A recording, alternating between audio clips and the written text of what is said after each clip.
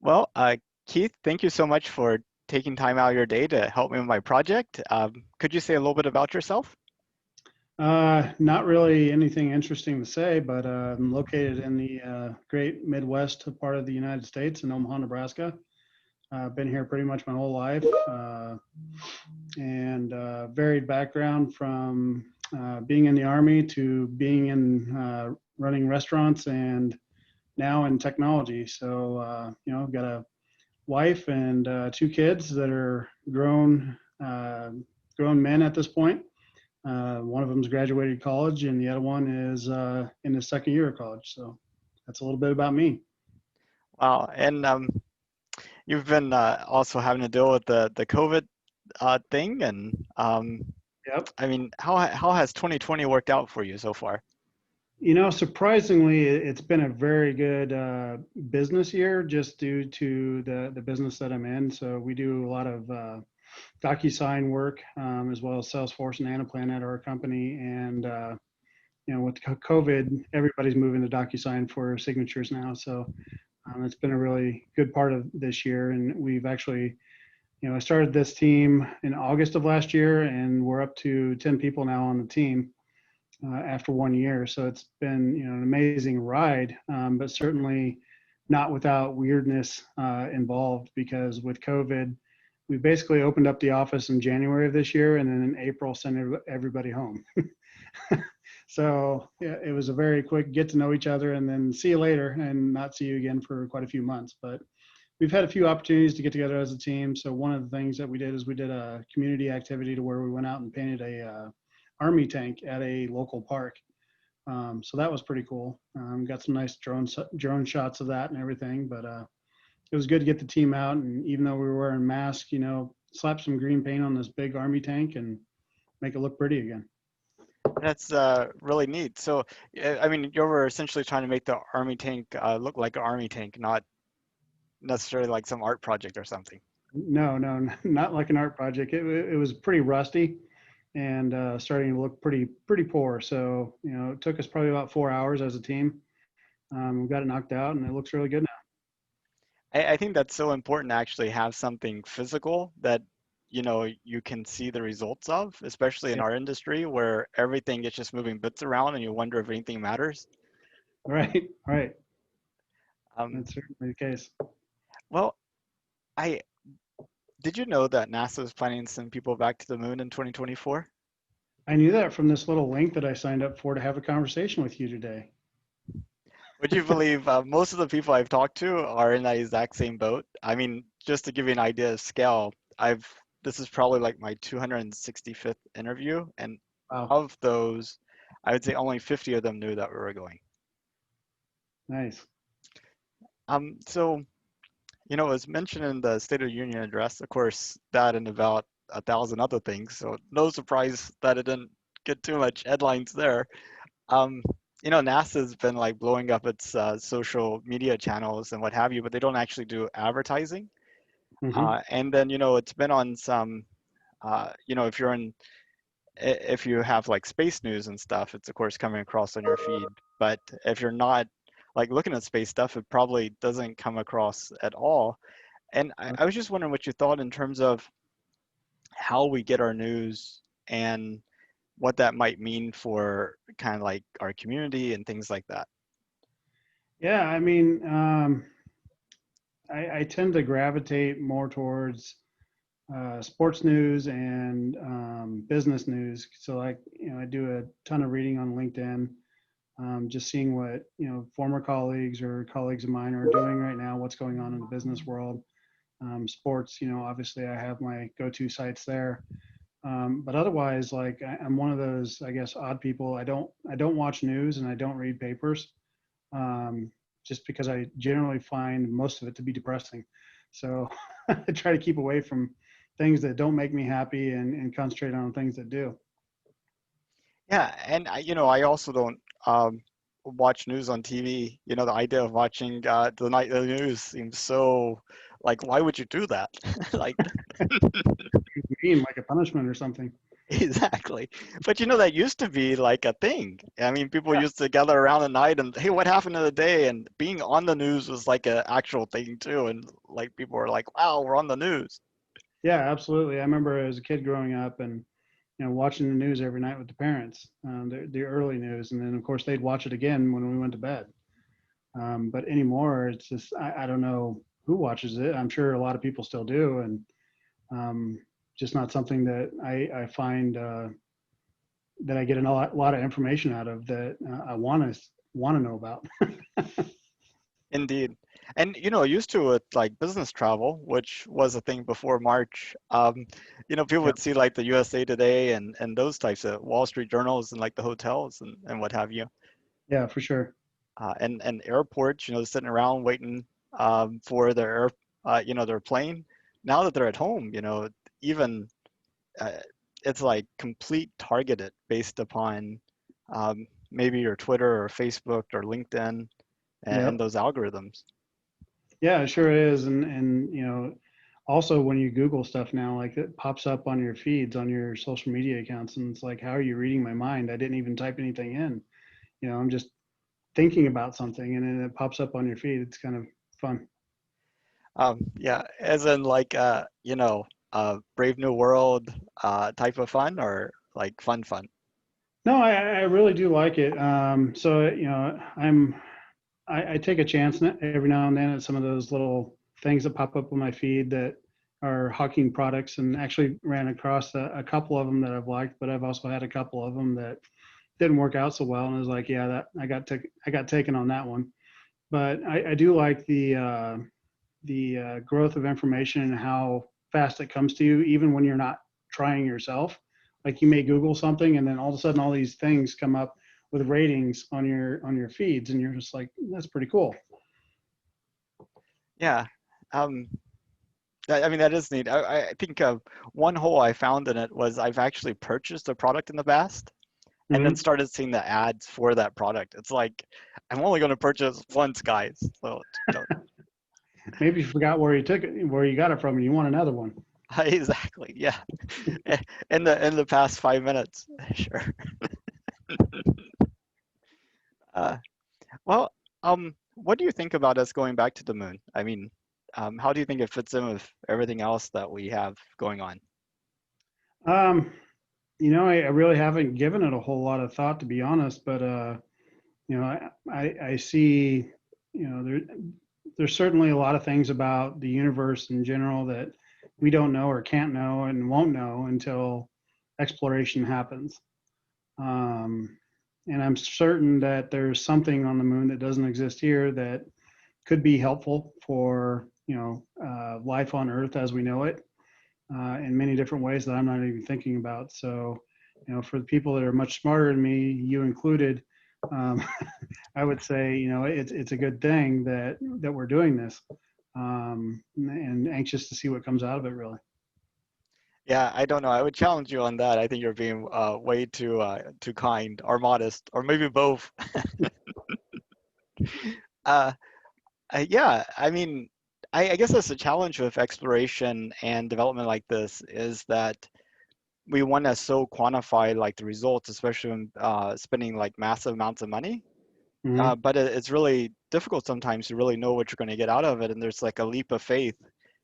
And there's so many times when you do stuff and nothing comes out of it, and it even seems to be maybe counterproductive.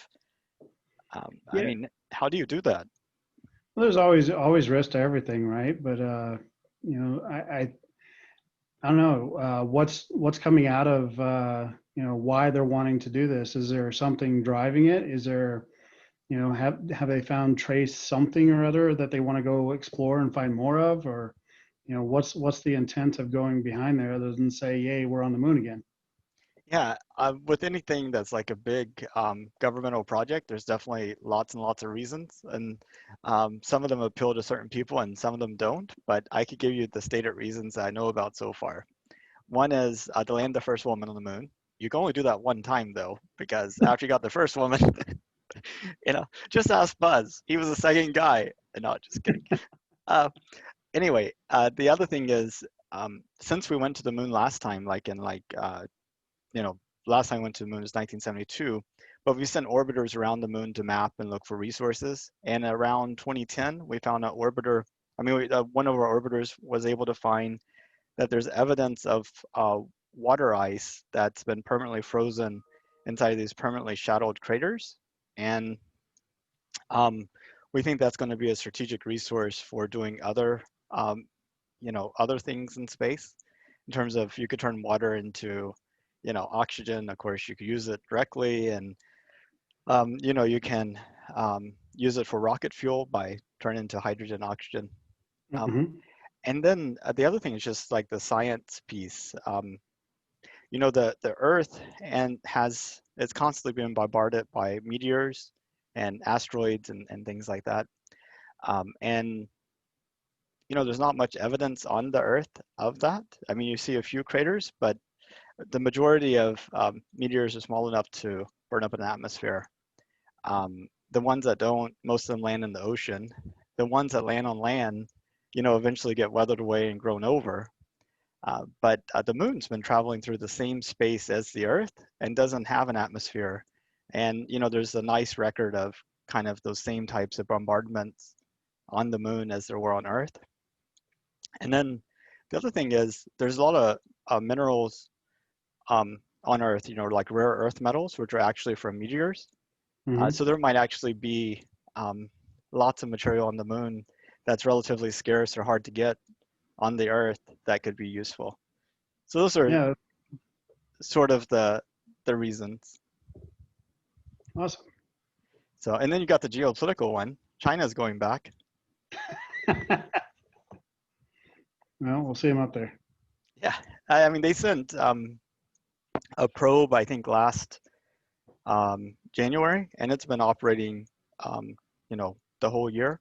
And then they're sending another one this year that's going to collect about 2 kilograms of moon rocks and send them back. So it's like uh, kind of interesting. But um, well, I mean, whenever you think about the future of humanity, like 500 years out, what does it look like to you? Um, Gosh, I can't even imagine from growing up and seeing the first computer and video game to now is like I can't imagine what my grandparents are thinking, with all the kids and how they adapt to technology so easily, and also just the change in how people socially interact. A lot of people, well, one of my learnings was my youngest son, like the first time he talked on the phone was very, very awkward. And he had to learn how to do that. And I guess growing up, I felt totally comfortable speaking to somebody on the phone or picking up the phone. I was actually excited about answering the phone and being able to, call mom or dad and say, hey, so and so is on the phone for you. And my youngest son, like, we don't have a home phone anymore. But for a while when he was young, we did. And he never got that. He was always, the video game and cell phone and all that. So, to answer your question, like, what's it going to look like in 500 years?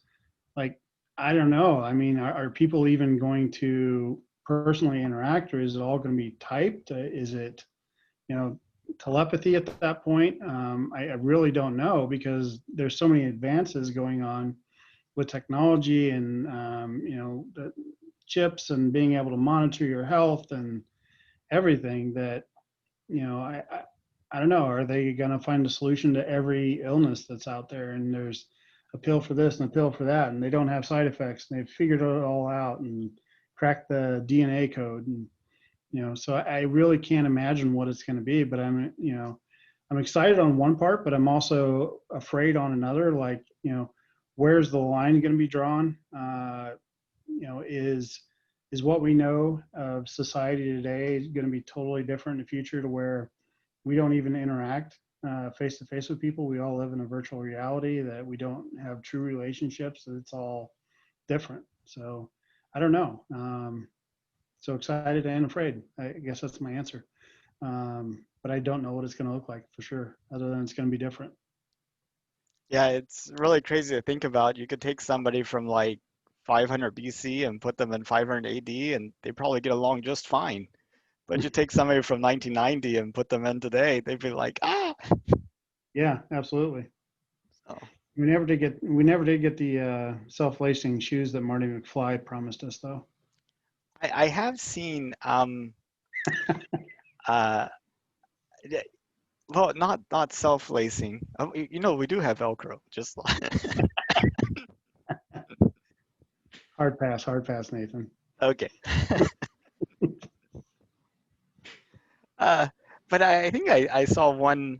I've seen like tongueless shoes. Those were kind of cool. Where you, but that's kind of different. Different interview. Uh, but I guess in terms of where humanity is, do you think we're still just sort of mainly on the Earth making these little trips to places, or do you think fundamentally we've expanded out beyond the Earth and we consider the entire solar system to be kind of like the domain of humanity?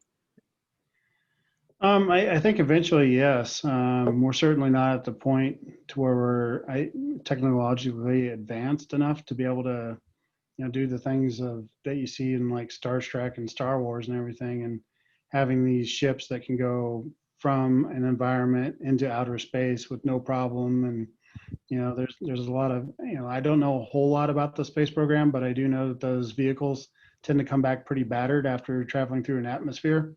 And it seems like, you watch Star Wars, for example, and like those ships are going in and out and they look just fine. And I don't know how they did that, but something's got to change in terms of how or what we're doing with, our travel and the amount of speed or time that it takes to travel from one point to another. Because traveling from here to the moon, like that's not a small trip. Yeah, we go faster and faster on the Earth, but we're nowhere near the amount of speed that we'd need to say, hey, let's go to the moon this weekend. It just wouldn't work. So that's kind of the changes that I see that would need to happen in the future in order to kind of get there. But yeah, I do see us branching out, and I even see some, um, I guess, ventures into doing explorations. And as we do more and more of those, we're going to find out what works, what doesn't. We're going to find better ways. We're going to innovate, and someday be able to do that type of activity. Yeah, I hope we're able to make it till then. That would be a key. So have you heard about the SpaceX's Starship that they're working on developing here in Boca Chica, Texas, which is near Brownsville? Little bit, not much. I have a guy on my team that's very into that. So, I haven't, with COVID, he hasn't been in the office. So I haven't had any up-to-date information on it lately. But if he was here, I'm sure he'd be telling me about it. Yeah, I mean, it's pretty amazing because they're looking at having a completely reusable ship that will be able to carry 100 people to space at a time that they could use for point-to-point travel on Earth. And it'd be cheaper than any rocket that's ever been launched because it's 100% reusable. And it could fly up to like 3 times a day. And they're building a factory that they hope to be able to make 2 of these per week. Um, Wow. and they're actually building it. It's just like building it and testing it as opposed to just being PowerPoints and kind of, you know, art and stuff. So it's pretty exciting to think what might be around the corner. Absolutely. So if it was safe and affordable, would you have an interest in going into space yourself? I'll just say I've been there. Yeah, absolutely. I like doing new things. Have to check out the destination and what they offer, though. That's a good question. I mean, would you like do a suborbital flight where it's like 15 minutes long and you just go above the Earth's atmosphere and you get to see the curvature of the Earth, or like a week-long trip to the International Space Station, or a 2-week trip to the Moon, or a multi-year trip to Mars and back? Like, how far would you go? I think about 2 weeks is going to be about as long as I'd want to be away. I generally get itchy and want to get back to work after 2 weeks off of work, but I think it would be kind of cool just to go out into outer space, and whether it's the moon or space station. I think either one would be really neat and like a once in a lifetime opportunity. And going back to evolution, like 500 years from now, maybe that's just a normal thing, like going to Disneyland, to where we jump on a plane and we go explore this thing and we come back home, and it's really easy to do. Certainly, people 500 years ago couldn't have imagined doing that, right? I mean, they're on horse and buggies, and they couldn't imagine going to the other side of the world. Like my wife and I enjoy traveling overseas quite a bit, and to go over there is, it's not. I wouldn't say it's difficult, compared to what my grandparents had to go through. So my grandfather was in World War II, and he told me about how long it took him to, go on a boat overseas, uh, to go into war and then to come home. And for me, it was like 24 hours. And I thought, gosh, this is just so horrible. 24 hours of travel. And then he tells me, well, that's really not that bad. And so kind of the equivalent on, the future, what are we going to be able to do, and what vehicles do they have, and how much more fast everything will be compared to today. But, certainly I would like, an opportunity, if it becomes available in my lifetime, that could go out and do that. Would love to do that. Love seeing new places. Yeah.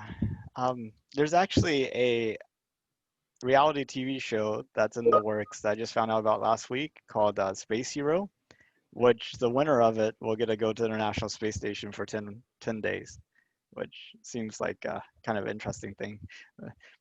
I'm not so sure. I don't watch reality TV shows, so I think it'd take a lot to make me watch it, but I definitely like to participate. So Well, I tell you, the one caveat I have to all of it is I would not want to be on the first flight.